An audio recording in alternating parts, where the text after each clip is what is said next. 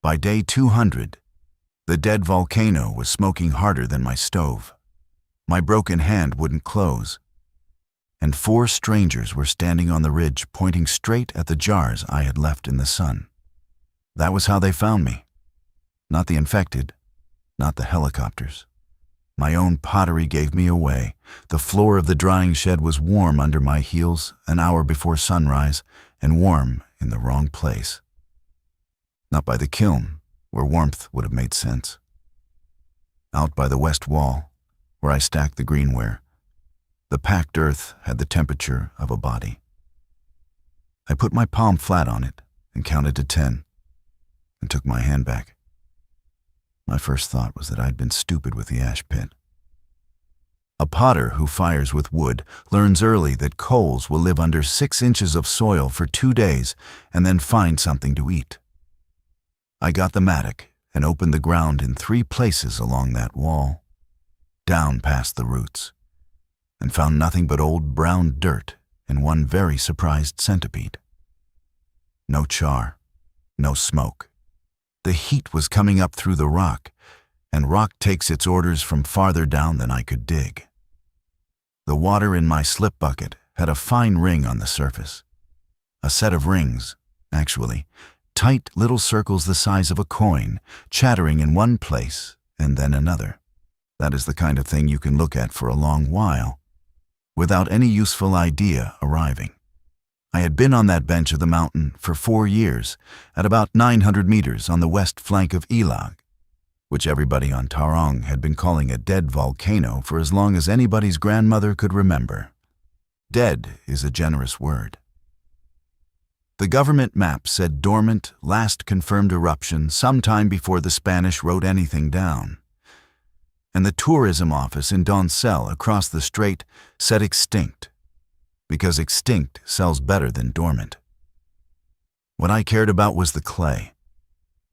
The whole west flank is a staircase of old ash beds that weathered into a red-brown body with enough iron in it to go the color of dried blood at cone 10.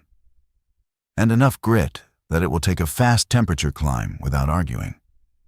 I had a kick wheel, a drying shed, a 2-chamber wood kiln I'd built myself out of brick I'd made myself, and a lean-to with a tarp roof where I slept. 3 hours down to Malubog on foot if you weren't carrying anything. 5 hours up if you were. People asked why I lived up there. I told them the clay was up there, which was true and also not the whole reason. And nobody ever pushed past the first answer. The truth is, I like the sound of nothing. My teacher used to say a studio full of people is a studio full of opinions, and he meant it as a joke about how he ran his own place. But I took it as a recipe. That morning, I did what a person does. I walked the site looking for the explanation I wanted. The kiln was stone cold. 3 weeks since the last firing. The clay pit was the same clay pit. But down in the low corner of the pit, where I sometimes found a puddle after rain, there were 2 dead skinks lying on the wet floor of it with no marks on them, and a dead bird a step away, one of those small gray ones that eat off the ground. They were not rotten. They had been alive recently, and now they were not, in a hole 3 feet deep, and nothing had touched them. I climbed out of that hole faster than I climbed into it. At the time, I filed it under mystery and went back to work. Because I had 11 jars in leather-hard state and a customer in Doncel who wanted them glazed and fired before the end of the month. That's the honest sequence. Warm ground, dead lizards. And then I sat down at the wheel and trimmed feet for 4 hours because the money was real and the mountain had always been the mountain. The ferry from Doncel came to Malubog on Tuesdays and Fridays. It's how everything got on and off the island. Rice, cooking gas, mail, 3 or 4 cases of soft drinks. The 2 nurses who came for the clinic day, and occasionally me, going the other direction with jars packed in rice hull. The Tuesday after the warm ground, the ferry didn't come, and I only knew because I was on the ridge cutting wood, and I could see the whole strait from up there. And the strait was empty in a way I hadn't seen since a typhoon 2 years before. The sky was clear. The water was flat. Nothing on it. Friday, nothing again. That night, I sat on the flow rock outside the shed and watched the strait after dark, which was a thing I did anyway, because it's the only television the mountain has. In normal times, you'd see 30 or 40 lights out there. The small boats with their pressure lamps working the shallows, plus the lit-up shore of the mainland going north from Donsell like a spilled bag of yellow beads. That night, there were 4 boat lights. The mainland was patchy. Some parts of it were the ordinary color and some parts were black.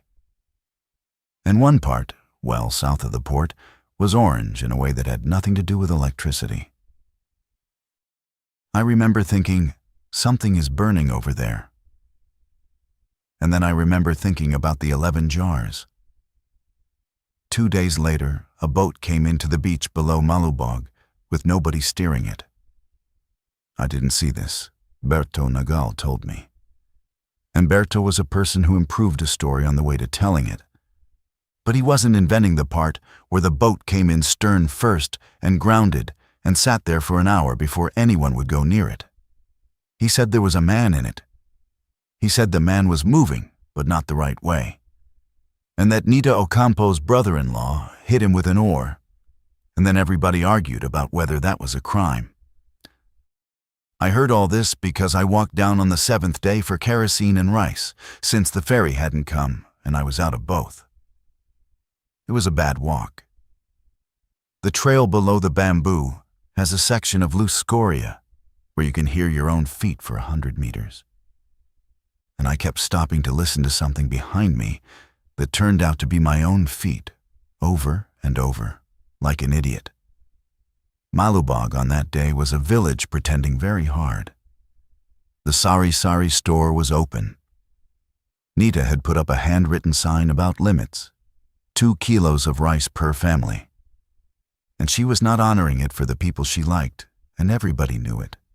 And everybody was too polite to say so out loud until a woman with 3 kids said it out loud, and then it got ugly for about a minute. There was no rice for me. Nita told me she had none in the back, which was a lie, because I could see the back, and I could see the sacks.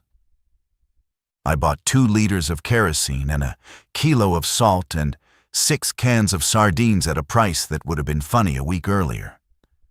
The men were down by the concrete pier arguing about the ferry. The theory that had the most support was that Donsell Port had been closed for a health inspection and the boats were being held, and that it would clear in a few days, and that the government would come. There was a lot of confidence in the phrase the government would come. Somebody's cousin had heard from somebody in the provincial office. Somebody else's radio had picked up a broadcast that said, "Stay where you are." Everyone repeated the parts that let them keep sitting where they were. I asked about the boat with the man in it. Nobody wanted to talk about the boat. On the way out of the village, I passed the house at the end of the row, the one with the good mango tree, and the windows were shuttered in the middle of a hot afternoon, and there was a sound coming out of it. Not shouting. A steady, blunt knocking, wood on wood, at an interval, without any rhythm a person would choose. A woman was sitting on the step outside, with her back against the door.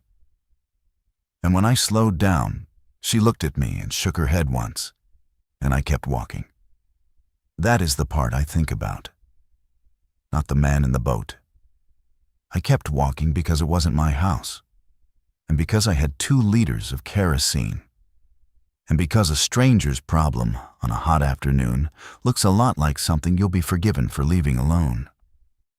Halfway up the trail, I stopped and set the kerosene down and thought about the terraces.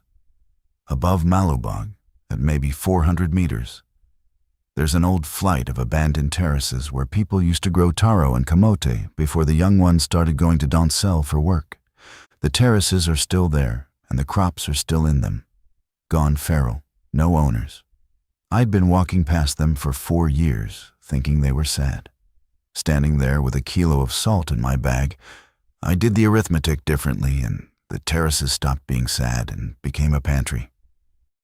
I went up, and I didn't go back down to Malubog for a very long time. The first thing was water, because on that mountain water is the whole argument.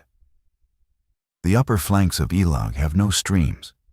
Rain falls, the ground swallows it, and it goes somewhere sideways and comes out as springs down at 300 meters, where all the villages are, which is exactly why all the villages are down there. Up on my bench, I'd been living on a tarp catchment, and 2 200-liter drums, plus a plastic jerry can I filled at the spring on Sundays, because the drum water tasted like tarp.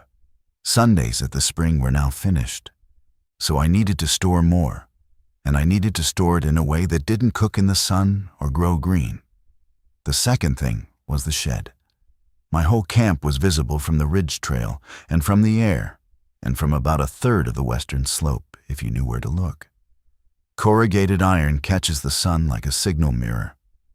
My kiln put a white plume up for 30 hours at a stretch. Anyone with eyes could find me. The third thing was that I had no idea yet what I was hiding from. Only that when a man arrives on a beach and everyone in the village agrees not to talk about him, you should probably not wait for a formal announcement. The lava tubes on Elag are the reason the west flank is worth anything. The old basalt flows ran down from a vent above the current crater and roofed over as they went, and when the lava drained out, it left a system of tunnels going down the slope like veins in a leaf. Most are collapsed. A few are open. Everyone on Tarong knows about the big one at 600 meters, the one with the shrine in it, where people leave candles for a saint and where kids go to be brave. Above that, nobody bothers, because the trails are bad and the sulfur field stinks, and the story is that the upper caves make you sick. The story is correct. That is the whole point, and it took me a month to understand it properly. What I found, over 9 days of crawling around with a headlamp and a bad attitude, was a tube about 200 meters northwest of my clay pit, entered through a skylight where the roof had let go in one small round hole under a screen of ferns. You go down through the hole on a rope, land on a cone of breccia, and you are in a passage roughly 4 meters wide and 2.5 high with a floor of ropey frozen lava. Upslope, the passage pinches out in rubble after 30 meters. Downslope it runs, clean and dry, for what I eventually measured with a knotted line as 194 meters, and then it drops over a lip of basalt about waist high into a lower chamber. And in that lower chamber, the air is not air. I learned that on the 4th day. I went over the lip with the headlamp and got maybe 8 steps in, and my head started hurting behind the eyes. Not a warning kind of pain, a dull, stupid, comfortable pain, the kind you'd ignore. Then my breathing went strange, deeper and faster, my chest doing more work with no result. The way it feels at the top of a long climb, except I was standing still. The lamp was fine.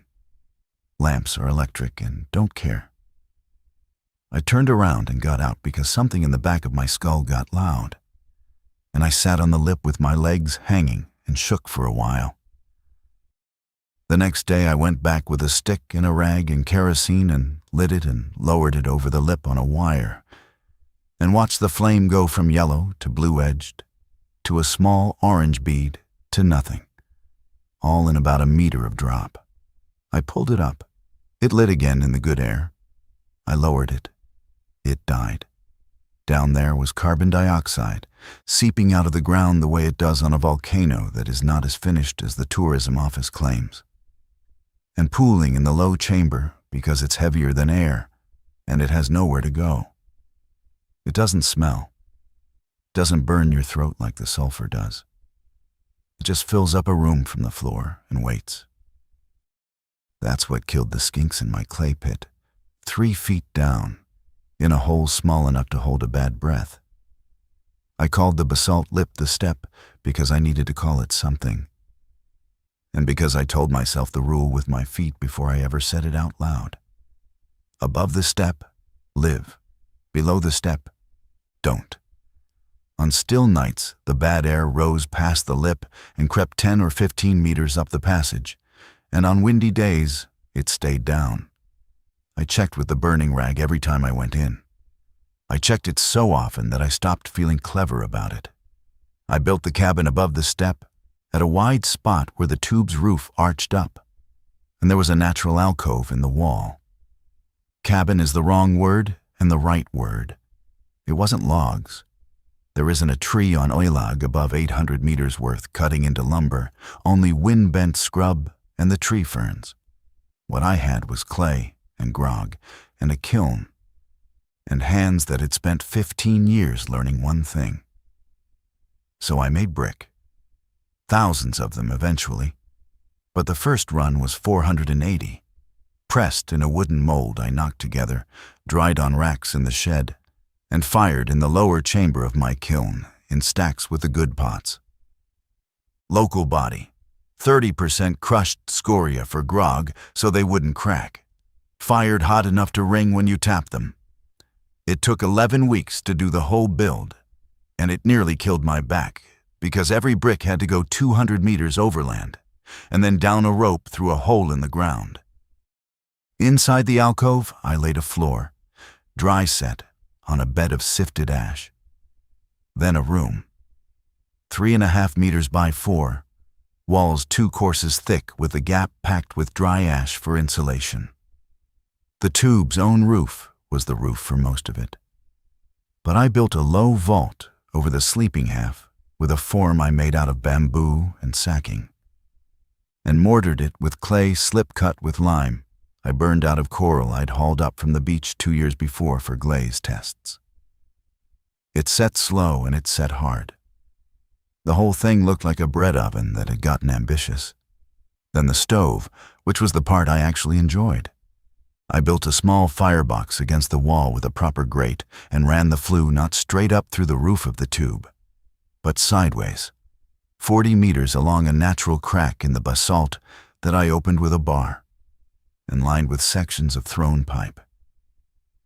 I'd made the pipe on the wheel, 8-inch bore, 22 lengths, each one a half hour's work and a day's drying. The crack came out on the far side of a shoulder of rock in the Solfatara field, where the ground already steams and stinks and the yellow crust grows on everything. Anybody looking from the ridge would see a wisp coming off a fumarole that had been wisping since before I was born. That flue is the reason nobody found me. Not cleverness, not discipline, not any kind of virtue. I hid my smoke inside the mountain smoke, and then I let myself believe the arrangement was permanent, which is a mistake that took a long time to arrive, and arrived anyway. Water went into jars. I threw them big, 40 and 50 liters. Thick-walled, fired to stoneware temperature so they'd hold without glaze. And I stood 18 of them in a row along the north wall of the tube, where the rock stays at 19 degrees all year. Filling them was the problem. I stripped the corrugated iron off the drying shed roof. The shed was a beacon anyway, and rebuilt it as a catchment apron on the flow rock above the skylight, feeding a settling box, and then a barrel, and then a hose down the hole. In a good week of rain, I could put 400 liters underground. In the dry months, I could put in nothing at all. And that's what the 18 jars were for. I moved the kick wheel down there too, on the second to last day of the build, in pieces, and set it up under the skylight, where the daylight came down in a column. That was not a survival decision. I want that on the record without any excuse attached to it. I carried a 100-kilo flywheel down a rope into a hole in the ground because I did not know how to be a person who wasn't going to throw pots. The infected, and I'll use that word, because it's the word people use later. And at the time, I didn't have a word at all. I saw properly for the first time about 6 weeks in at the terraces. I'd gone down for camote. The terraces at 400 meters were doing what abandoned crops do, which is grow badly and abundantly. I had a sack and a trowel, and I was working the third bench from the top, and the wind was coming uphill for once, and I smelled them before I saw them, which is saying something on a mountain that smells like a struck match. There were 5, in the shade under the old irrigation ditch where the bamboo hangs over. They were sitting. That's the detail that took my legs out from under me. They weren't lying down, and they weren't standing. They were sitting the way workers sit at midday, backs against the ditch wall, in the shade, out of the sun. Their skin had gone the color of the ground. Dust had set in the creases of them until they matched the terrace. I stopped moving and stood in the open like a fence post for probably 3 minutes. One of them turned its head. Slowly, the way you'd turn to a sound you weren't sure about. And it looked toward the bamboo, not toward me, because a gust had just gone through the bamboo and made that hollow clunking they do. It watched the bamboo. Then it stopped watching the bamboo. I backed out along the ditch and went home with an empty sack. And then I sat under the skylight for a long time, thinking about what I'd seen, which was not a monster. It was a heat management strategy. They were in the shade in the hottest part of the day because the sun was hurting them, or drying them, or both, and they were conserving. They were doing something that made sense. Over the following months, I worked out most of the rest by watching, because there was nothing else to do, and because knowing the pattern was the difference between eating and not. In dry, hot weather, they went slow and they went to shade, and they clumped, and they didn't cover ground. Wet weather woke them up. Cool woke them up. First rain of any afternoon, the whole slope below me would start moving. And you could hear it if the wind was right. A loose shifting sound, with no footsteps in it exactly. They oriented to sound, but badly, and to smell, and better to smell. What they were bad at was anything happening above them. They almost never looked up a slope. I don't know if that was a limitation or just probability, since most of what they wanted was downhill in the villages. And they did not come into the sulfur field. Ever. Not once in 200 days. Twice I saw one on the edge of it, up where the ground crust goes yellow-white and the vents hiss. And both times it went in 15 or 20 meters and then went down and did not get up. They have no more sense about carbon dioxide than a skink does. Less, maybe, because a skink at least tries to leave. So the mountain kept me. The stink covered my smell. The ground noise covered my noise. The gas took anything that wandered too high. And the smoke of my fires went out through a hole that had been smoking since the Spanish. I did not build that arrangement. I just happened to be standing in it when the world went sideways. And for a while, I mistook luck for design, the way you do. The first 100 days went like this. Water in the morning, check the catchment, clear the leaf litter, run the settling box, taste the barrel. Ash was the enemy of water even before the mountain got busy, because there's always ash on Ilag, old ash, and it washes off the rock into everything and makes the water gray and gritty and slightly sour. I built a filter out of a fired jar with a hole in the bottom, packed with charcoal I made myself, then sand, then coral gravel. And it took the gray out and most of the taste. Everything got boiled anyway. Fuel for boiling was the tax I paid on every liter. Food was camote and taro from the terraces, wild gabi, bananas when I could get them before the birds, and a lot of a fern that everybody's grandmother knows is edible and nobody eats if there's anything else. Twice I got a wild chicken with a snare, and both times I ate too much of it at once and paid for it. I had rice for the first month and then no rice at all for 190 days. And I want to say something about that. I did not miss rice the way you'd expect. I missed salt, and I missed sour, and I missed fat with a physical intensity that felt like a personality disorder. Firewood was the thing that ate my time. Cooking, boiling, and firing the kiln, all off scrub and driftwood and the dead branches of the tree ferns, cut and stacked and dried under the flow rock overhang. It takes a shocking amount of fuel to keep one man in hot water. And in the middle of all that, I threw pots. I'll be blunt about it, since it's the part people find strange. I had a room in a lava tube, no market, no customers, no reason. And I spent 4 hours a day at the wheel making bowls and jars and lidded boxes and lining them up in the dark on ledges. I fired a small kiln I'd built inside the tube mouth, vented into the same crack, 3 times in the first 100 days. The pots went the color the clay always went, the color of dried blood. And the ash from the tree fern wood put a green-yellow bloom down one side of everything. And some of it was the best work I have ever done. Nobody was ever going to see it. That did not slow me down for 1 hour. On what I later reckoned was around day 104, somebody found me anyway. I was up at the catchment in the afternoon, hip deep in the ferns, clearing the apron, and a voice behind me said my name, and I went into the ferns face first, which is not a brave thing, but it is a fast thing. "It's me," the voice said. "Efren, it's me. It's Arturo." He was standing on the flow rock about 15 meters off with his hands out, and he looked like something the tide had left. Arturo Lim. 44, and 44 is not an age at which a man should be that thin. He'd walked up from the coast over 2 days, he said, from the north side where a boat had put him and 5 others ashore. And the other 5 had gone toward Malubog, and he had gone up, because he'd remembered where I lived. We'd shared a studio in Doncel for 6 years. He threw better than me on his worst day.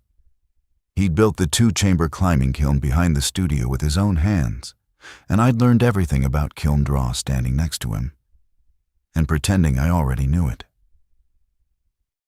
His right hand was a claw. The last 3 fingers didn't open past half. The skin along the back of it and up the forearm was that shiny pale color that never tans again. He got that in our kiln at 4 in the morning of the last day of a 5-day firing, when the wall of the firebox let go and put a load of coals and hot brick out into the stoked space where he was standing. I had bricked that wall 2 weeks earlier. I'd rushed it because I wanted the kiln lit for a deadline, and I'd used a batch of brick that hadn't been fired hot enough, and I knew they hadn't, and I laid them anyway with a joint too thick, and told myself that a firebox wall is a forgiving thing. When people asked afterward what had happened, Arturo said he must have overstoked it. He said that in the hospital, with his arm wrapped, in front of me. He believed it because he was the one at the stoke hole, and because he was a man who assumed the fault was his own. And I stood there and let it be true. And then I let it be true for 4 more years. And then I moved to the mountain, which I told everyone was about clay. He put his good hand on my shoulder on the flow rock, and he was so happy to see me that he had to sit down. I fed him. He ate camote and cried a little and apologized for crying. He told me what he knew, which wasn't much and none of it good. Doncel had gone in 8 days. The provincial hospital had gone first, which he said everybody should have understood as the answer to every other question, but nobody did. There were people at the port for a while. Then there weren't. He'd been in a warehouse for 6 weeks with 11 others, And then the water ran out, and they split. And the boat that took him was a fishing boat with a man on it, who charged them and then put them on the wrong side of Tarong and left. They said the island was clean, he said. Somebody always says a place is clean. I took him down the rope that night and showed him the room. And he stood in it with a little oil lamp and looked at my brickwork and made a noise. Then he went along the north wall and put his good hand on the shoulder of every one of the 18 water jars, one after another, like he was counting a herd. You threw these. Who else? 50 liters? About. On the kick wheel. He wasn't asking. He was working out the number of hours in his head, the way another potter would. And I stood there, enjoying it more than I've enjoyed most things. The first 2 weeks with Arturo on the mountain were, and I've thought about this, the best 2 weeks of that whole year. Everything got easier, and everything got twice as fast. 2 men can carry a beam. 2 men can work the terraces with one watching the slope. He had a way of stacking a wood pile that fit a third more in the same space. He fixed the catchment apron with a system of gutters cut from bamboo that I should have thought of in month 1. He talked constantly. He'd always talked constantly. The silence I'd built my life around turned out to be a thing I gave up without a fight in about a day and a half. And we fired the kiln together on maybe his 10th day. There was no reason on earth to fire a kiln. We did it anyway. 30 hours, stoking in shifts through the night with the flue running hot down the crack. And around 3 in the morning, he was sitting on an upturned bucket with the fire glow on his face saying the same thing he'd said 100 times in Doncel. That you don't watch the cone, you watch the color. An orange going yellow is a lie, unless it's yellow all the way into the corners. Somewhere in there, he asked me what I thought had happened to everyone. I said I didn't know. He said he thought about it constantly, and I said I didn't. And he looked at me and laughed and said, no, you wouldn't. Then he started on the other thing. There were people down on the north coast, he said. Not many, maybe 15, in the school building at Payong, where there was a working well and no way to defend it. He'd walked past them on his way up. He hadn't stopped because he'd been alone and scared, and it had been eating him ever since. He wanted to go down and bring them up, not all of them, some of them. There was room in the tube, there was clay for more brick. There was more water than one man needed if the rains came the way they always came. I said no. I said it fast, before I'd finished hearing him out, and I said it in a tone I would not use on a dog.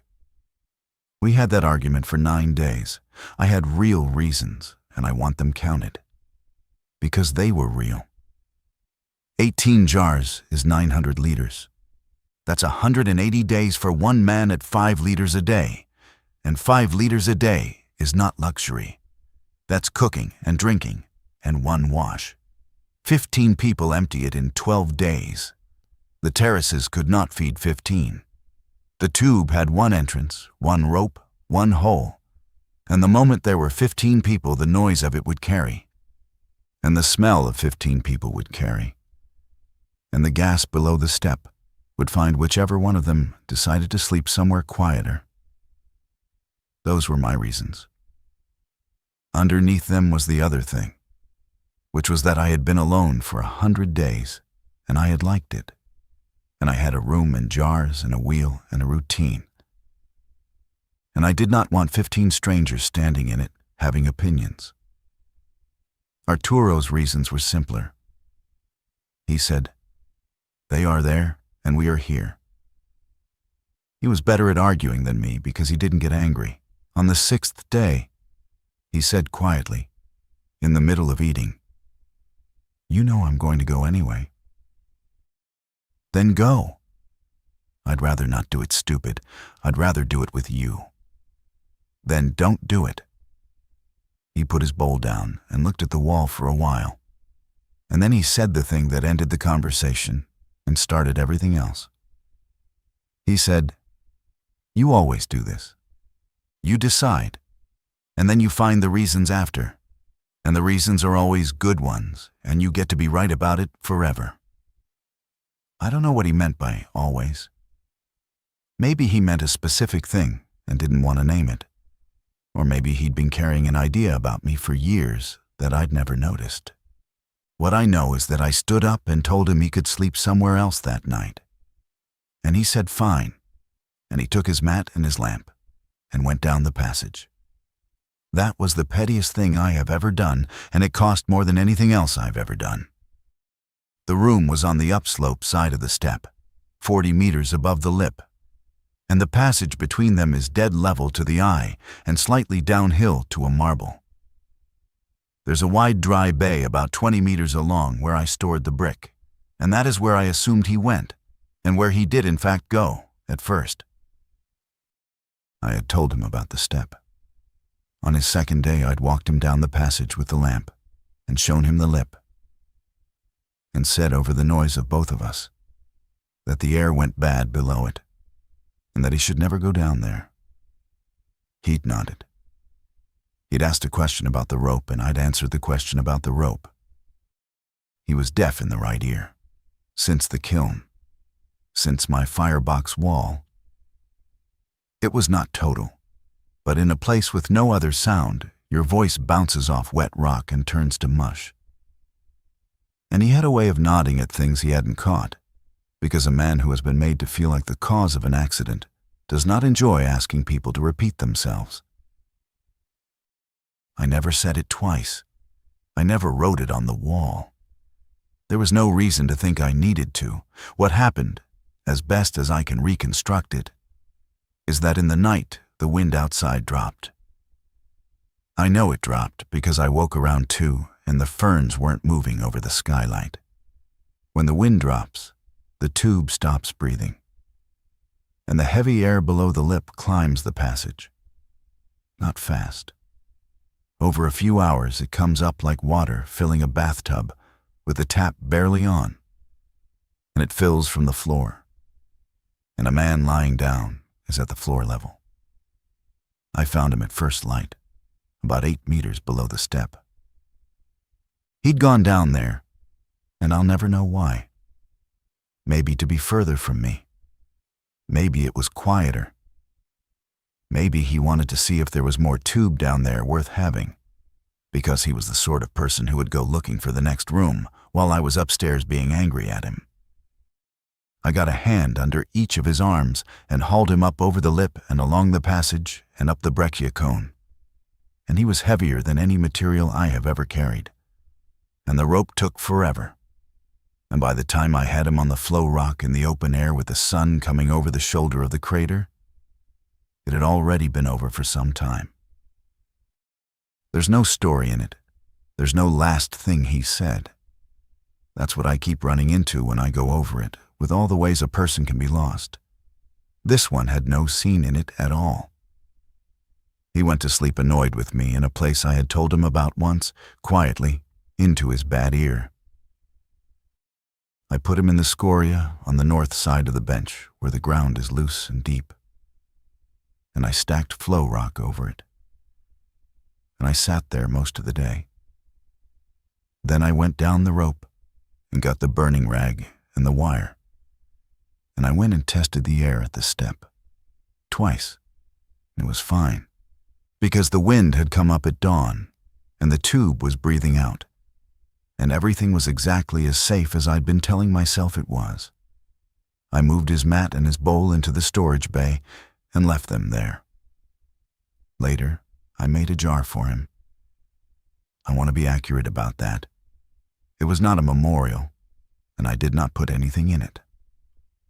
I threw a 50-liter jar over 3 days, with a foot I ruined twice, and I fired it in the small kiln, and I put it at the end of the row of 18, and it was the 20th jar because I'd made another one in between, and I never used it for water. It stood there empty for the rest of the time I was in that mountain. 2 days after, I walked north along the contour for 4 hours, above the tree line, until I could see down onto Payong and the school building. There was nobody in it. I sat in the scrub with the sun on my neck and looked at that roof for 2 hours through my one pair of binoculars. And nothing moved on it or around it. And the well cover was off, and there was a lot of washing on the line, gray and stiff and never taken in. Whatever had happened there had happened before Arturo walked past it, or a week after, and there was no way to know which, and no way for either of us to have known. And there's no comfort in that at all. I walked home the long way, around the sulfur field, because the wind had turned and the field was working hard that day, and I could see the crust steaming from a kilometer off. The next stretch, call it days 120 to 160, is the part I have the least to say about, and the part that nearly finished me. Nothing attacked me. That's worth saying, because when people imagine that year, they imagine being chased, and mostly what it was being the only thing on a mountain, and having to invent every reason to stand up. I woke, I did water, I did wood, I did food, I did clay. The routine had been a pleasure with someone to share it with for 2 weeks, and after that, it was a machine I was strapped into. My body started going wrong in small ways I didn't notice until they'd been going wrong a long time. My gums bled when I chewed. Small cuts on my knuckles that would have closed in 3 days stayed wet and open for 2 weeks. There was a place on my shin where I'd barked it on a brick rack in month 2. There was still an open coin of raw skin in month 5. I got dizzy standing up. And there was a tooth on the lower left that had been slightly wrong for years and now announced itself. I knew what the gums meant, roughly, because everybody knows the sailor story. Camote and taro and fern give you calories, and they do not give you that. What I needed was sour, and the sour was in a garden. There was an abandoned house at 550 on the South Trail, the Pineda place. And in its yard were 2 calamansi trees and a guava. I'd walked past them for years. Getting there meant crossing the South Trail, which was the only real trail on that side of the mountain. And the South Trail is the route anything coming up from the coast would use. I made the trip 6 times over the following 2 months, and every one of them cost me a night's sleep in advance. The first time I went at midday in full sun, because that was when they were slowest. And I got there, and the trees were loaded, and half of it was on the ground rotting, and the smell of the rotting calamansi was the best thing I had smelled in half a year. I picked 11 kilos, and I ate maybe 40 of them standing there, skin and all, and my mouth felt like it had been sanded, and I did not care. Coming back, I met one on the trail. It was 40 meters below me, coming up, and it was in the sun, and it was moving the way they moved in the heat, which is to say, like a man walking home from a double shift. Wide feet, no lift in the knee. When it got closer, I could see it had been someone in a work polo, the kind with an embroidered logo, and the shirt was still tucked in. I got off the trail into the scrub and lay down behind a rock, and it came past 4 meters from my head, and I could hear the breathing, which was slow and dry and wrong in a way I'm not going to be able to explain, like air going through a room instead of a body. It stopped at the switchback. It stood there. It turned its head twice. Then it kept going up the trail toward the sulfur field. And I lay in that scrub for 40 minutes and then went home the wrong way around. And I never saw it again. And I have a fairly good idea where it went. The tooth got serious in the 6th month. I lanced the gum with a needle I'd sterilized in the stove, and I rinsed with salt water 4 times a day. And I chewed guava leaves, because that's what everyone's grandmother says. And the swelling went down twice and came back twice, and then went down for good, and left the tooth dead and quiet in my jaw. That was luck. I've thought about what a bad tooth would have done to me up there with no help. And I've thought about it more than I've thought about the infected. Somewhere in that stretch, a helicopter came over. It came from the northwest, low, following the coast. And it went south past Malubog, and I could see it clearly, the shape and the color, dark green with something on the side I couldn't read. I was at the woodpile. I stood there with an armful of tree fern and watched it. And I did not do anything at all. I didn't wave. I didn't run for the ridge. I didn't light a fire. 20 minutes later, it came back north, further out over the water. And it kept going and the sound thinned out and quit. I stood there for a while after it was gone, and then I stacked the wood I was holding. I'd like to be able to explain the arithmetic that stopped me, and there wasn't any. It was more like a body decision. I had a room, jars, a wheel, a stove, a flue, a filter, and a pantry of feral camote, and a helicopter is a person you don't know making a decision about you. Also, and this is the honest part, I had put Arturo in the scoria 8 weeks earlier for the crime of wanting company. And there was some machinery in me by then that wanted to be left alone, permanently as a kind of settlement. It came over twice more in the following 2 months, both times far out, both times going somewhere else. Around what I later worked out to be day 170, the mountain got involved. It started with the water going sour. I had a jar routine draw from the oldest, refill from the newest, and one morning the oldest tasted like a coin, and the back of my throat closed up on it. I dumped it, thinking bad jar, and the next one was the same, and then I understood it wasn't the jars. It was what I'd put in them. Rain falling through a plume that's carrying more sulfur than it used to carry comes down acid. It had always been slightly sour on Elag. Now it was undrinkable, and my charcoal filter took the gray out and did nothing for the taste and probably nothing for the chemistry. I fixed it the crude way, with wood ash and crushed coral stirred into the settling box until the sourness went flat, then settling for 2 days, then filtering, then boiling. It worked. It also meant every liter now cost me 2 days of lead time and an extra step. And there is a particular kind of exhaustion that comes from a system that used to have 4 steps and now has 6. Then the ground under the storage bay got warm. Not hot. Blood warm, in a patch about the size of a table, 30 meters from where I slept, in a tube that had been 19 degrees for 4 years. I put my hand on it every morning for a week and told myself I couldn't detect a change, and then stopped lying because the change was easily detectable. Then the tremor came back, the ringing water kind, and this time it lasted 11 days without stopping. Not shaking. A hum you felt in the teeth and the soles of the feet, on and off in long pulses, and it made the dust walk on the flat surfaces. Down in the tube it was worse than outside, because rock carries it and a tunnel focuses it. I slept badly for the whole of it and got headaches I had to keep testing against the gas. Headaches, sit up, breathe, check the flame, check again because the two feel similar enough at 3 in the morning to make a man crazy.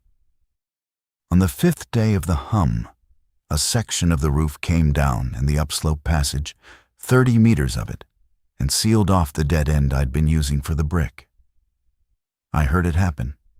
There's nothing on earth that sounds like that from the inside.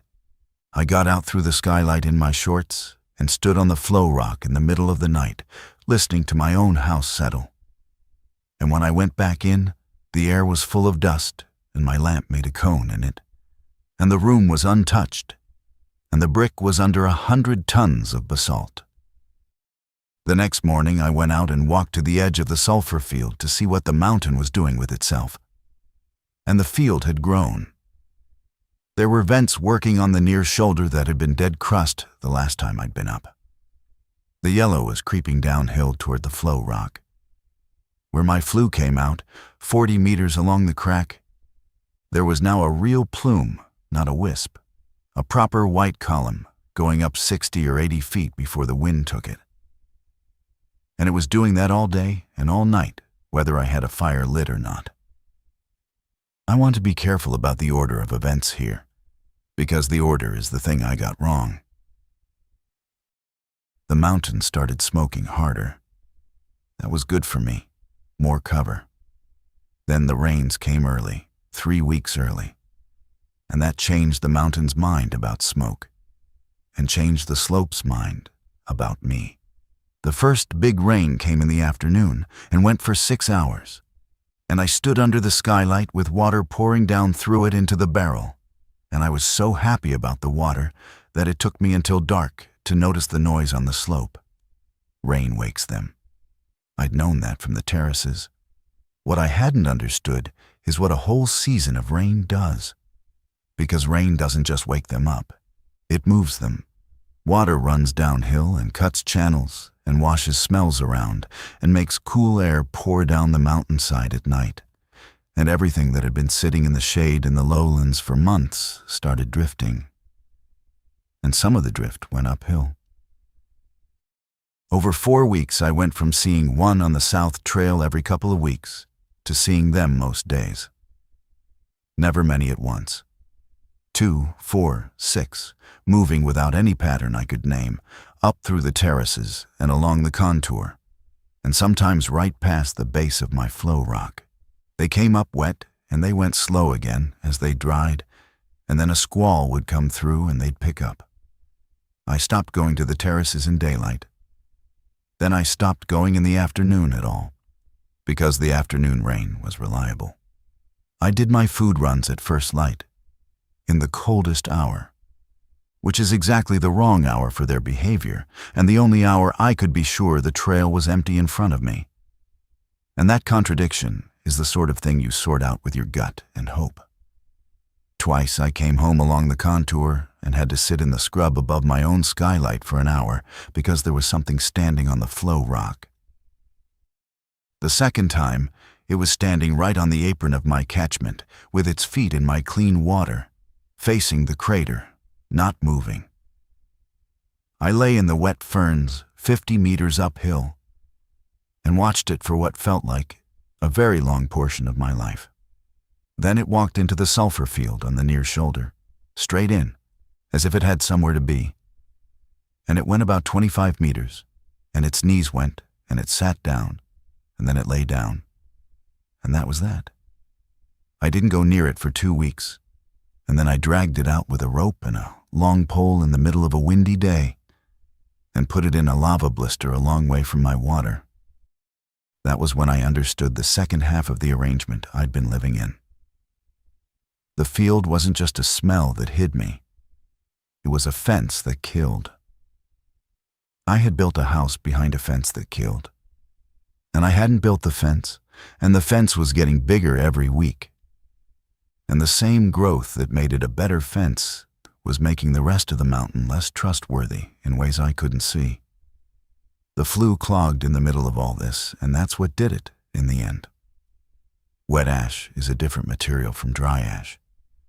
It's a slurry, and it packs, and it sets like a poor grade of cement. My flue ran 40 meters through a natural crack, and near the outlet, the crack had a low spot where I'd never been able to line it properly with pipe. And over the wet weeks, that low spot filled with washed ash from above. The first symptom was the stove smoking back into the room. I opened the damper. It smoked worse. I checked the firebox and the grate and the pipe joints I could reach. Nothing. Then I went overland to the outlet in the rain with a lamp and looked at it, and there was no smoke coming out of my hole at all, only the mountain's own steam from the vents around it. Which meant that for however long the stove had been sulking a day, 2 days my smoke had been going out the only other way it could, which was back up the passage and out the skylight, through the ferns, into the air above the flow rock, in a thin, blue-gray thread that you could see from most of the western slope of Elag, if you happened to be looking up. I did not sleep that night. I sat with the fire out and the room cold, and did the thing I never do, which is count backward through a chain of decisions. The next morning I took a bar and a length of chain and 3 of my spare thrown pipe sections, and I went out to fix it. And I fixed it in the worst weather I'd seen in 6 months, and it took 11 hours, and it broke my hand. The low spot in the crack was about 2.5 meters below the surface, in a slot too narrow to climb into. And the only way to work it was to lie on my chest across the opening with my arms down and my head sideways, breaking the packed ash out with the bar and hauling it up in a bucket. Water was coming down the crack the whole time. The bar came back full of gray porridge. Every 20 minutes, I had to stand up and walk in a circle because my arms went dead. Around hour 8, I got through the plug, and the crack drained, and everything I'd broken loose went down with the water, which was fine, and I lay there with my face in the wet basalt, breathing hard and enjoying myself. Then I started setting the pipe sections, because I decided while lying there that the smart thing was to line that low spot so it couldn't happen again. Stoneware pipe, 8-inch, 40 centimeters long and heavy and slippery. And I was lowering the second one on a loop of wire with the wire in my teeth and my left hand steadying it against the wall of the crack. The wire slipped off the rim. The pipe went down about 1 foot and stopped, wedged, with my hand between the pipe and the rock. I got it out. It took a while and a lot of noise, and I'm going to leave out the middle of it. The 2 smallest fingers of my left hand were the problem, plus the outside edge of the palm. Nothing came off. Nothing was sticking out. But the shape of that side of my hand was not the shape it had been in the morning, and the color arrived over the next hour. And by the time I'd walked the 40 meters back and got down the rope, I couldn't close it at all. I splinted it with strips of bamboo and cloth, which I had to do one-handed and with my teeth. I set what I could feel of it by pulling. Then I sat in the dark room with my arm up on my chest and the rain going through the skylight, and I laughed. Which is not something I would have predicted, because Arturo was 30 meters away under the scoria, with a right hand that had never opened again after 4 in the morning of a 5-day firing. And here I was. I don't think it means anything. I want that clear. The mountain didn't do it to make a point. A wire slipped off a rim because I was tired and using my teeth. It's just that when you're alone for that long, coincidences get loud, and I couldn't get that one to shut up for about a week. The hand didn't heal straight. The 2 fingers set with a bend and stayed swollen for a month, and the palm edge went numb in a patch that is still numb. 3 days after, I dug a hole in the ash outside and made myself pack the hand in cold, wet clay for 2 hours a day, because clay was the only cold I had. And I don't know if that helped or if it just gave me something to do at a moment when doing nothing would have taken me apart. Everything got slower. Firewood took twice as long, one-handed. Water took twice as long. The rope took a technique I had to invent, with a loop under my armpit. I lost weight I didn't have, and the gums started again because the trips to the Pineda place stopped for 6 weeks, and I couldn't throw. That's the part I sat with. Centering clay is 2 hands, and a lot of it is the heel of the left. And my left heel was a numb patch. I tried on the 12th day and made an unbelievable mess, and got up and kicked the bucket over. On maybe the 20th day, I got the idea that I could coil. Coiling is what people did for 10,000 years before anybody thought of a wheel. And you can do it slow, and you can do it with 1.5 hands. So I coiled. Big, ugly, heavy pots, hand-built, walls a centimeter thick, thumb marks everywhere. Then I paddled them thinner with a wooden bat and a stone held in the bad hand as an anvil, which turned out to be an exercise I could barely do at first and could do easily by the end. And that is how I got the hand back to whatever it is now. And having made them, I had to fire them. I understood the risk in advance. I'd nearly been found because of my smoke. The rains had put things on the slope that had never been on the slope. The rational move was to stop firing, live on the pots I already had, and go dark. I fired anyway, twice more. The first one I told myself was necessary because I needed 2 more water jars after 2 of the old ones cracked in the tremor, which was true. The second one had no excuse at all, and it was the biggest firing I'd done down there, 31 hours. And I ran the stack hot the whole way because the pots were thick, and thick pots need time and heat. That firing was somewhere around day 195. I know the count is approximate. I'd stopped tracking days properly somewhere in month 3, and what I had instead was the rain, and the moon coming over the crater rim, and a rough idea I could reconstruct backward from the ferry. And when I finally had a reason to count it up, I got 200 and something, and 200 is close enough that I've let people use the number. The firing went beautifully. That's the thing. It was one of the best fires of my life. The flue drew like a chimney in a fairy tale. The stack came up even. The color in the corners came in around hour 26 and held. And I sat in the mouth of the tube in the small hours with my bad hand in my lap, and stoked with the good one, and watched the mountains steam into the rain. And I was happy. I let it cool for 2 days. On the 3rd morning, I went out to open the door, and there were people on the ridge. 4 of them, up on the shoulder above the sulfur field where the old survey mark is, maybe 600 meters off and 200 meters above. They were standing together, which is the thing you notice first. Standing in a group, facing my way, one of them with an arm up pointing. I went flat on the flow rock behind the catchment box. They came down the shoulder over the next hour and a half, and they came down the correct way, which told me something. They went around the sulfur field on the high side, and they came along the contour. And once when the wind swung, they all stopped and backed up 30 meters and waited before going on. Somebody in that group had been on a volcano before, or had learned the hard way, or both. 3 adults and 1 who wasn't. The one who wasn't was maybe 11 and was carrying the least, which meant the adults were the kind of adults who make that decision. They stopped at the bottom of my flow rock, and one of them called out.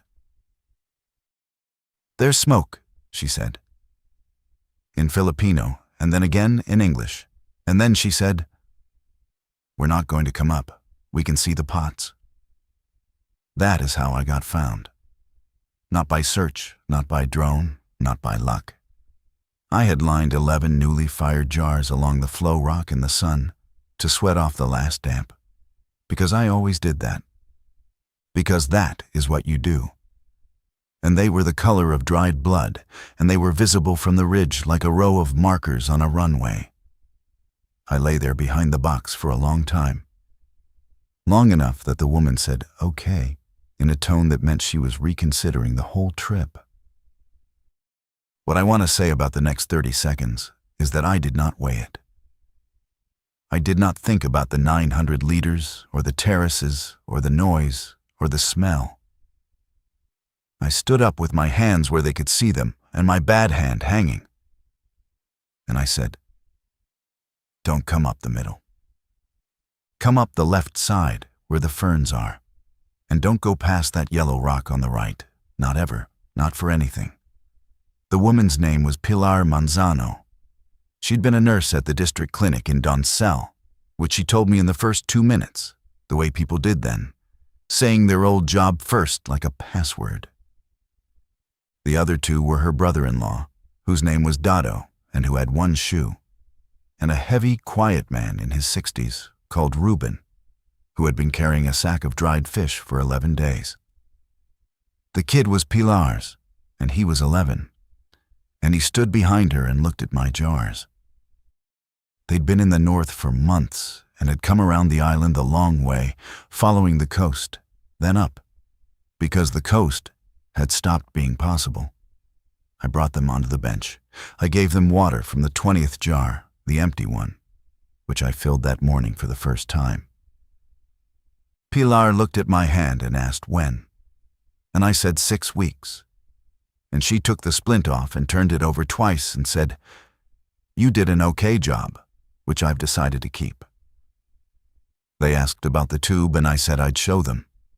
And I took them to the skylight and let them look down into it, at the column of daylight and the far edge of the brick wall, and the jars along the north side going back into the dark.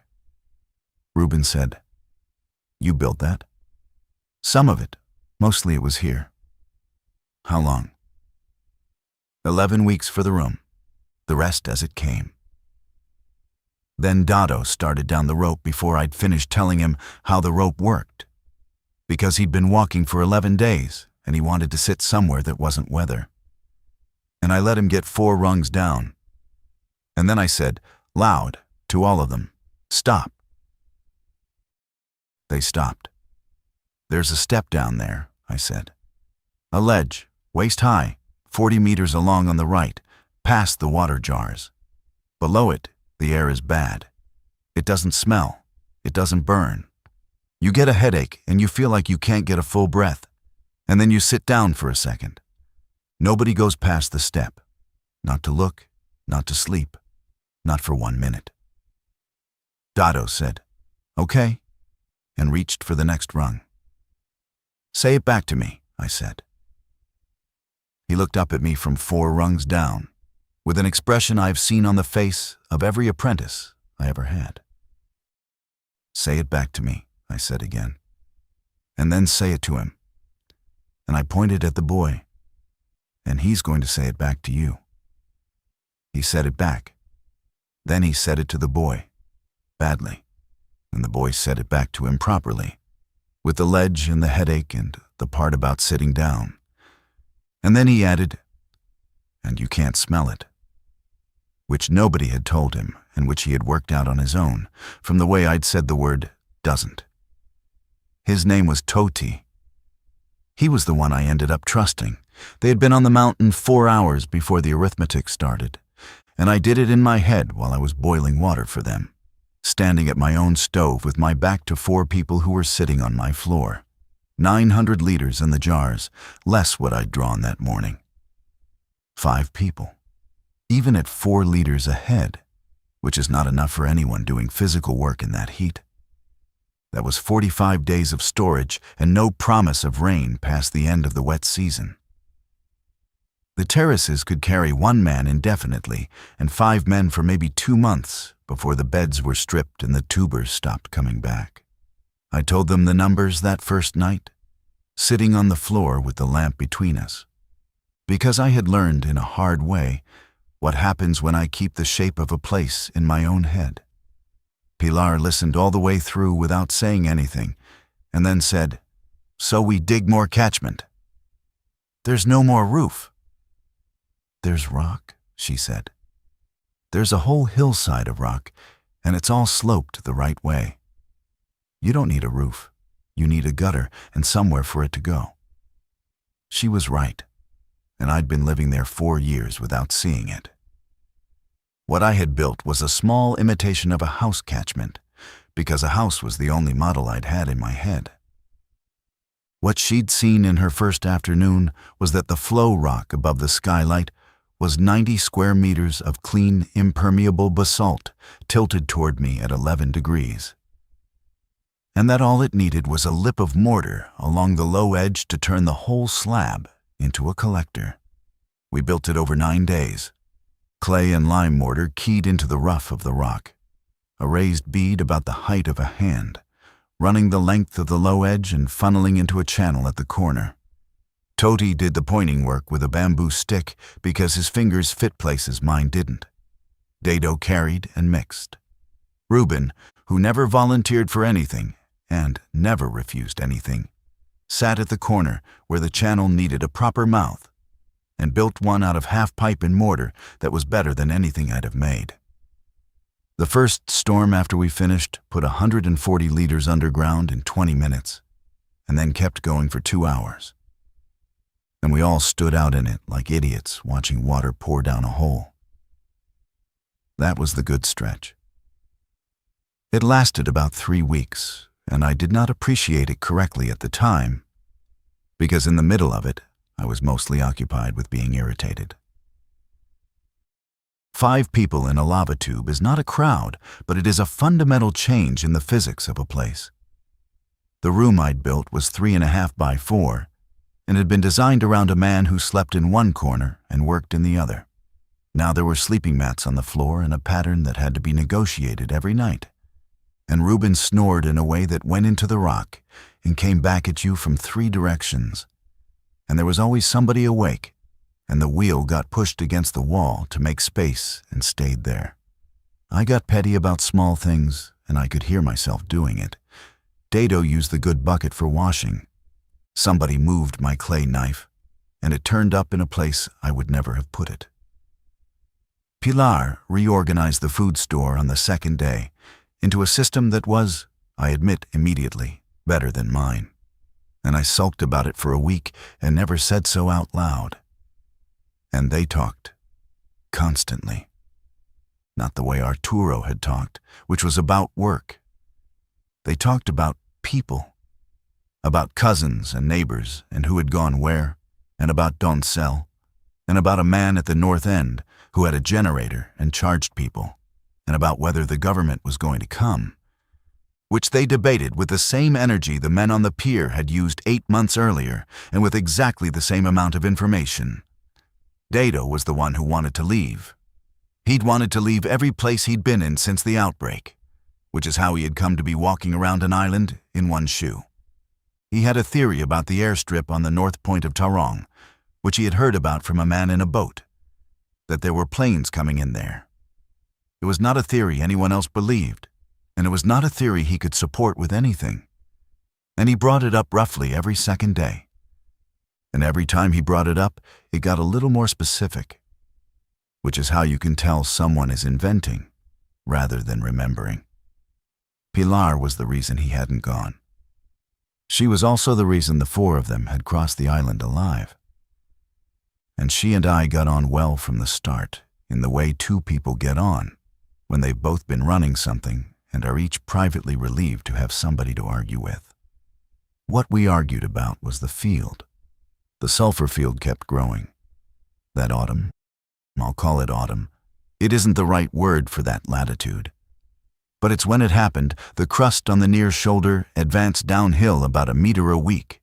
Yellow-white ground, eating into the scrub dying ahead of it in a rim of brown. New vents opening as popping sounds you'd hear at night, and then find in the morning, as a fresh hole with a rim of crystals around it, like sugar on a cup. It was 30 meters from the woodpile by the time the group arrived. It was 12 meters by the time we'd been together a month. I wanted to move the woodpile. Pilar wanted to move everything. And by everything, she meant us. She'd been doing her own version of my rag and wire test with a candle, and she'd found what I had been refusing to spend much time on, which is that on still mornings, the low ground on our side of the bench now read bad, in places it had read fine in the spring. Not lethal, just not clean. A candle that burns lazy instead of bright is not an emergency, and it is also not nothing. You built in a drain, she said. I built in the only shelter on this side of the mountain. Both those things are true, she said, which is a thing she did that I found infuriating and useful. Reuben settled it the way he settled everything, which was by starting work on it without discussion. I came out one morning, and he had begun clearing a bench in the scoria, 180 meters northeast, on the far side of the flow rock, uphill of the vents and upwind of them 9 days out of 10. He'd cut a level pad 4 meters by 5 with a bar and a shovel. He'd done it in the dark, over 3 nights, because he didn't sleep well and had decided that lying awake was a waste of a resource. We started the second build in the last week of the rains. Brick again, but this time the brick had to come from a new pit, because the good pit was inside the drift of the crust now, and the clay in it had gone strange and chalky. The new pit was down the contour, and the clay was sandier, and I had to cut it with more grog and fire it hotter, which meant more wood, which meant Dado spending his days doing something he did not enjoy and had not agreed to. We got the pad laid and one course up, and then the mountain did the thing it had been threatening for a year. It came at night, around 1 in the morning, and it started as the hum I already knew, and went from there into something else. The floor of the tube moved. Not violently, it was less than a truck going past a house, but it moved in a way rock is not supposed to. And it did it for 9 or 10 seconds, and every one of us was out on the flow rock in the dark before it stopped. And we sat there in a line in our shorts and watched the crater. There was light on the underside of the steam, orange, low, pulsing slowly. And it was not the color of fire, it was the color of something a very long way down, being briefly visible. Toti said, "Is it going to explode?" "I don't know," I said. And Pilar looked at me over the top of his head in a way that meant she'd have preferred a different answer. And then she said, "No, that's right. He doesn't know, and neither do I, and neither does anybody on this island." We watched it until it went dull. Around 3. Nobody went back down the hole. We slept on the rock, and I woke up with ash on my face. That was the beginning of the last part. And the last part was 11 days long. The ashfall started that morning and did not properly stop. Not the black rock-throwing kind. Fine gray ash, dry, the texture of cement powder, coming down in slow curtains and building on every flat surface a millimeter at a time. It got into the water. It got into the food. It got into the mortar and killed the set. It sat on your tongue and dried it out. Ash on the catchment meant every rain was gray sludge, and gray sludge blinded my filter in an afternoon instead of a month. We rebuilt the filter twice, and then I built a settling ladder, 3 jars in a stepped line, each one overflowing into the next, and it worked. And it turned every liter into a 2-day process for the second time that year. Ash on the terraces meant the leaves stopped photosynthesizing and the tubers stopped putting on weight. That's not a thing you see in a week. It's a thing you find out later when you dig and get a handful of thin ones. And ash on the slope changed the behavior of everything on it. They came up in numbers on the 4th day. I don't know why. Rubin's theory was the cold. The ash cut the sun, and the temperature on the west flank dropped 4 or 5 degrees and never came back up while it was falling, and cool moves them. My own theory is that the villages at the bottom had stopped smelling of anything by then, and we were the only smell left. And a mountain with a hot spot on it is the last warm object in a gray landscape. We counted 11 on the south trail in one day, then 9 on the contour, in a loose line, going north past us at a distance of about 300 meters. And I watched them through the binoculars through the ash haze, and one of them was wearing a nurse's tunic, and I did not tell Pilar. They didn't find us. The field kept doing its work, and the wind kept the smell of us going the wrong way, and the noise discipline held, mostly. But on the 7th day, 3 of them came up the left side of the flow rock through the ferns, which is the route I had told the group to use, because it is the easiest route, because that is how routes work. We were inside. Toti was on watch at the skylight, sitting under the ferns with his head just below the rim, which was a job he'd invented for himself and taken with enormous seriousness. He came down the rope so fast he took skin off both hands, and he didn't make a sound doing it. For 2 hours, the 5 of us sat in the dark, in the room with the lamp out and the stove cold. And above us, at intervals, there was the noise of something moving over the rock and stopping and moving again. Once, dirt came down through the skylight, a little shower of it, and something blocked the gray circle of light for 4 or 5 seconds. They went away. I would like to be able to say what made them go away, and I can't. Toti wet himself and was ashamed of it. And Reuben told him, in a voice like a man commenting on the weather, that he had done the same thing in a stairwell in Doncel at the age of 62, and that it had not come up in conversation since. That night, we agreed to leave. There was no meeting. Pilar said it while we were eating, and Reuben grunted, and Dado said, "Finally." And I said nothing for about a minute, and then said, "We can't carry the water." That was the whole problem in one sentence. 900 liters underground in 20 stoneware jars, and 5 people who could carry, between them, maybe 60 liters over a 2-day walk, and no water on the road until you got down to the springs at 300 meters, which were exactly where everything else on the mountain was. The plan we made was to leave in the pre-dawn, go north along the contour, drop to the coast at the sand spit past Payong, where the tidal flat gives you sight lines in both directions, and follow the shore east. Nobody had a plan past the shore. Dado's airstrip was mentioned and allowed to sit there unchallenged, because by then it was easier to let him have it. We spent 2 days packing. Food first, then water in every container we owned. Then the things that were arguments. I packed 4 pots, not big ones.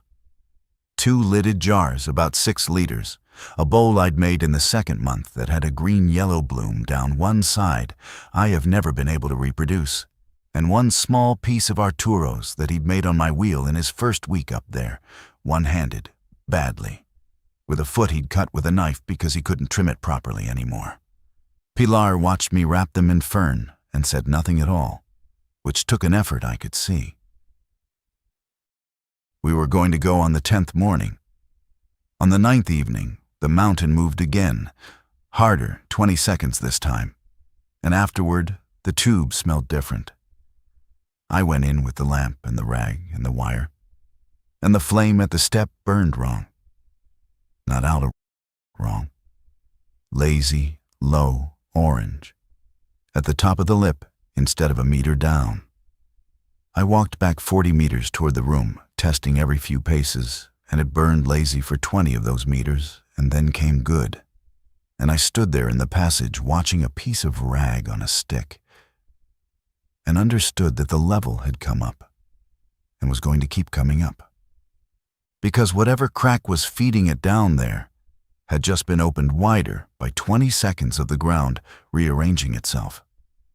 We slept on the flow rock in the ash with cloth over our faces. In the morning, it was worse, and the bad air was in the room, low, ankle-deep, invisible, patient. Here is what I should have done. I should have written the water off. 900 liters in a hole that was filling with gas, and we had 60 liters on our backs, and there was a 2-day walk in ashfall in front of us, and the correct decision was to walk away from the jars. What we did instead was go down for 1 more load. It was my idea. I want that stated flatly, because there was a version of the conversation afterward in which it wasn't, and I didn't correct it at the time. I said we could get 4 more containers filled if we went fast and stayed high and worked in pairs. And I said the air was fine as far as the storage bay. And it was. And it stayed fine the whole time we were there. That part is even true. Reuben and I went down. Dado stayed on top on the rope. Pilar and Tohi packed. We filled 4 jerry cans and a 5-liter jar off the 3rd water jar in the row and sent them up on the line. And it took about 25 minutes, and my hand hurt the whole time in the way it did when it was cold. Then we stood in the room for a second and looked at it. The brick I had made and laid, and the vault over the sleeping half, and the flue in the stove, and the wheel against the wall, with the flywheel gray with ash.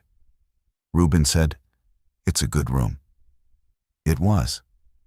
Then we went up, and at the top, Dado said, "Where's the rest?"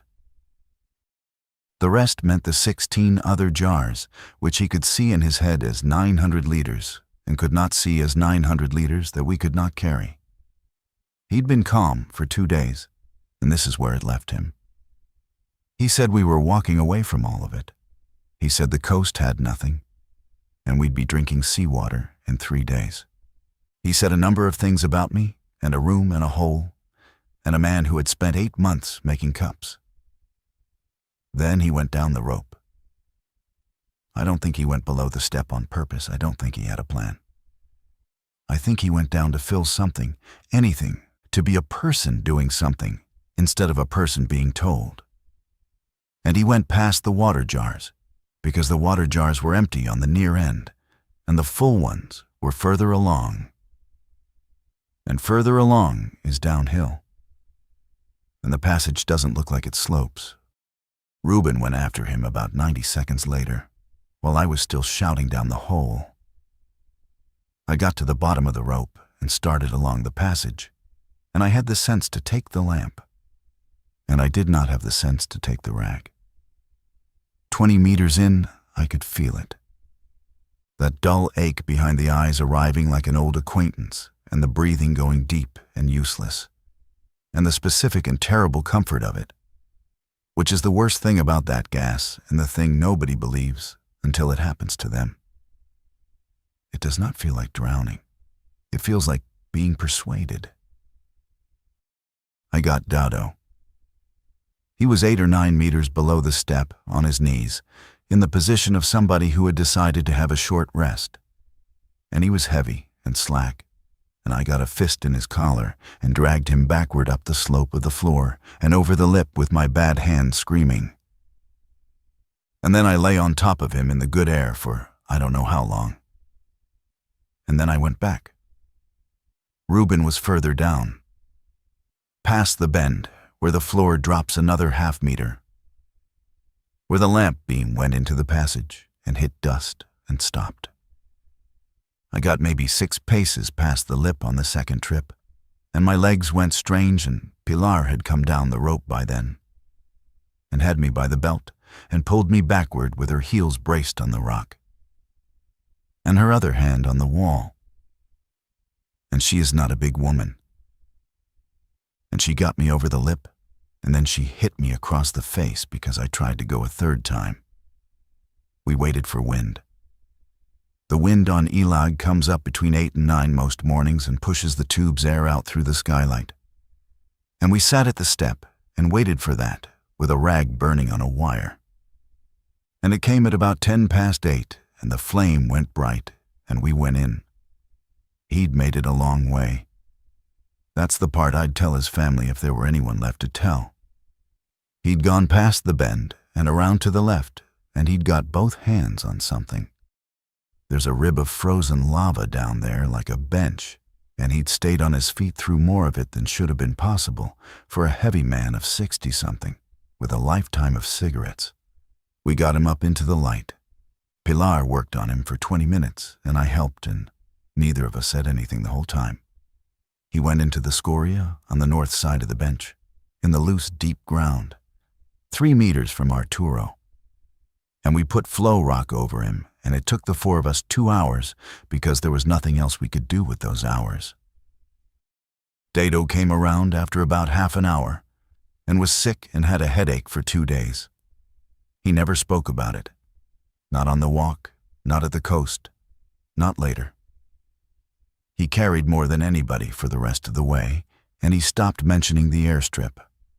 And about a week after, out of nothing, he said to me, "It doesn't smell," in the tone of a man agreeing with something.